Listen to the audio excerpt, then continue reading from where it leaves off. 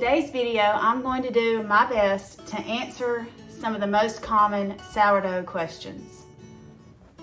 Having a sourdough starter can seem like a daunting task and it can seem overwhelming. I know at times I've been overwhelmed, and in the past I've just given up, thrown it away. I've made so many bad loaves of bread, but hang in there, because once you understand the process, you're learning what to look for.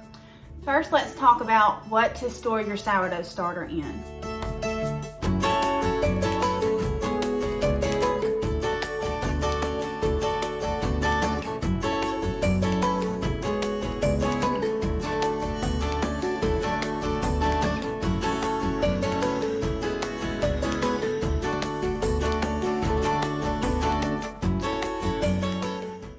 A glass jar like this one is ideal because it has a wide mouth on it so you can reach in and get it easily, and it has a lid.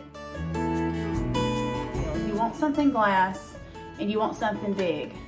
So I found this at a yard sale for $3. So this will be my new sourdough starter holder. But right now I'm just using a regular jar with a wide mouth top, and that's totally fine too.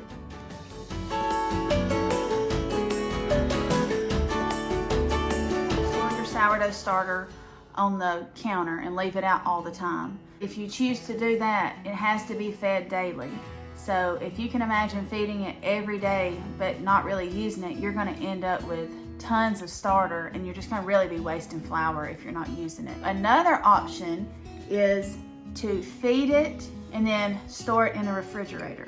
When I hit busy seasons of life, or I know I'm just not going to be baking a lot of bread, I will feed my starter, leave it on the counter for about 1 to 2 hours until I see a little activity and starts bubbling. And then I just put the lid on tight, so I'll put it in a mason jar or something that will seal the top, and put it in the refrigerator. Honestly, I have left mine in the refrigerator for probably a month or two at a time, and it's been fine. That 2 weeks is the recommended amount. But you can always just pull it back out and discard part of it, feed it again, and then put it back in there for another 2 weeks. That's an easy way to keep your starter active, but you don't have to feed it every day.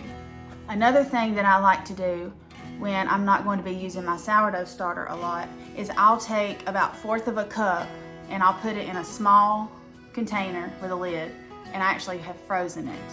When I was ready to use it, I pulled it out, let it thaw, put it in a bigger container, and fed it the flour and the water, and it came right back. So that's a great way of insurance if you want to make sure that you don't lose your sourdough starter. Sticking one in the freezer, or even keeping one there all the time anyway, is a great idea. So I've done that and it works.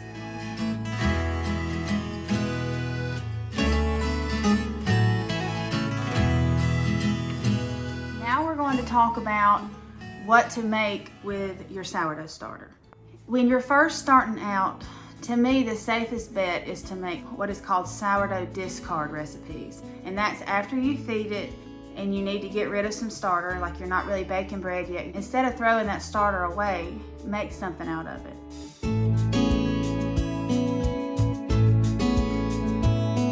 So my family's favorite recipes for that is the sourdough crackers, and we like sourdough pancakes are a huge favorite of ours.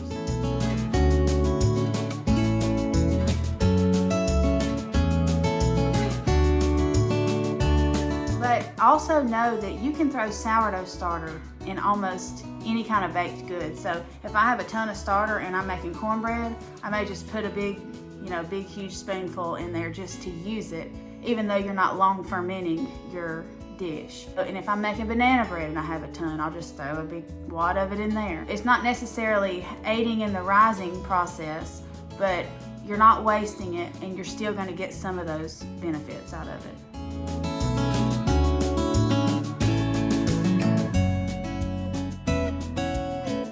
Getting ready to make bread, you want to make sure that your sourdough starter is established, and that means it's good and strong.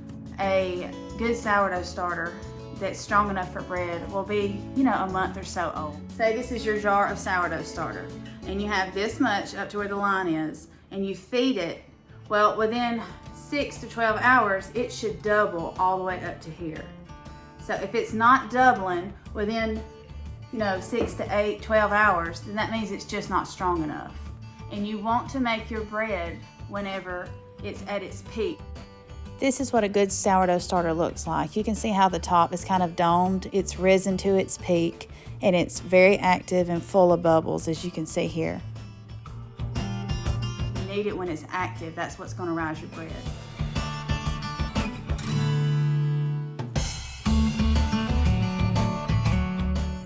One last thing I wanted to mention is about feeding your sourdough starter and what to feed it. So the same starter can be fed with multiple different flours. So if you started out feeding it with unbleached all-purpose flour, and that's how you establish your starter and got it ready, that's fine.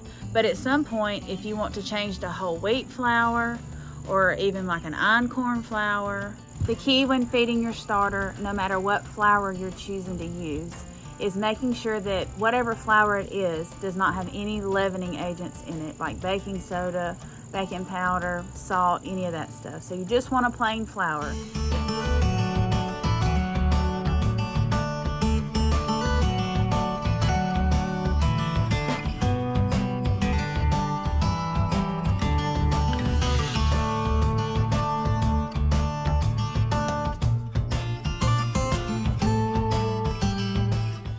I tried to answer just some basic questions about sourdough starter.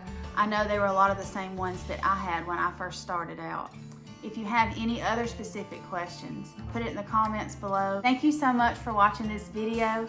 I hope that you'll be inspired and ready to make your own sourdough starter, and that you'll kind of have the next step in mind of how to actually use it. I hope this was helpful. And coming soon, I will post my sourdough bread recipe, and it's an easy, no-knead overnight recipe.